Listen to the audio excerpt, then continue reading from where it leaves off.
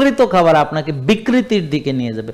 মানসিক বিকৃতি ঘটবে, স্পিরিচুয়াল বিকৃতি ঘটবে, শারীরিক বিকৃতি ঘটবে, সামাজিক বিকৃতি ঘটবে, রাষ্ট্রের বিকৃতি ঘটবে, পরিবারের বিকৃতি ঘটবে, পৃথিবীর বিকৃতি ঘটবে বিকৃত খাবার খেলে।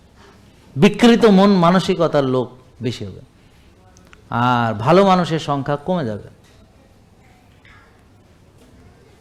খাবারের বিকৃতি ক্যারেক্টারের বিকৃতি করে, এটা প্রমাণিত।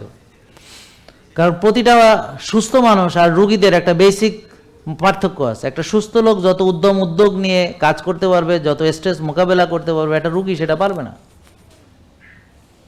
তার ভিতরে হীনমন্যতা কাজ করবে, সে সবসময় হীনমন্যতায় ভুগবে। একটা মেয়ে, তার বাচ্চা হয় না, গর্ভে বাচ্চা আসতেছে না, 10 বছর বিয়ে হয়েছে, তো সে হীনমন্যতায় ভুগবে। তার কনফিডেন্স লেভেল মাইনাসে চলে যাবে, জিরো থেকে মাইনাসে চলে যাবে।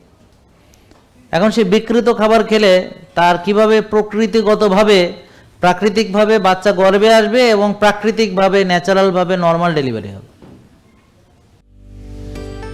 জেকে লাইফস্টাইল, ওষুধ মুক্ত সুস্থ জীবন।